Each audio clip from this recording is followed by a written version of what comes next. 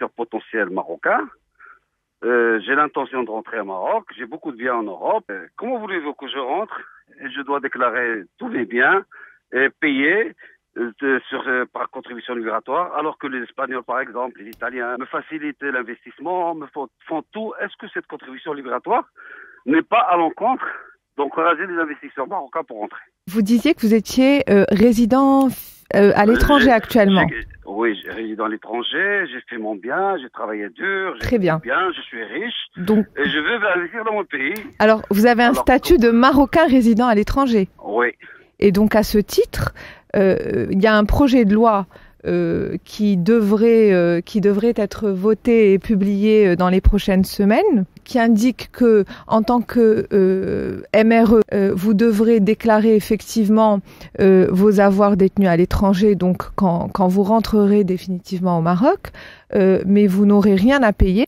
Et donc à ce titre, et bien sûr, vous continuerez de disposer de vos avoirs tout à fait librement. Ma question, je détiens un compte en France reliquat des années d'études et j'ai donc pu obtenir un relevé de compte du solde au 31/12/2013.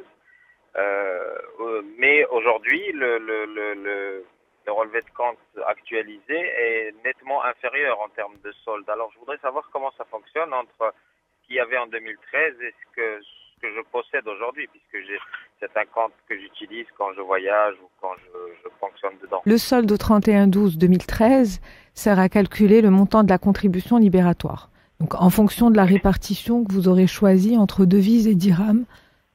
D'accord, oui, ça j'ai bien compris, mais le fait que c'est un compte que j'utilise quand je voyage, forcément, il n'y a plus le même montant qu'il y avait. Voilà. Il y a des périodes où il y a plus, il y a d'autres où il y a moins. Alors, justement, excusez-moi. Donc, 31/12/2013, vous avez un solde. Le solde à la date de déclaration est inférieur à celui du 31/12/2013.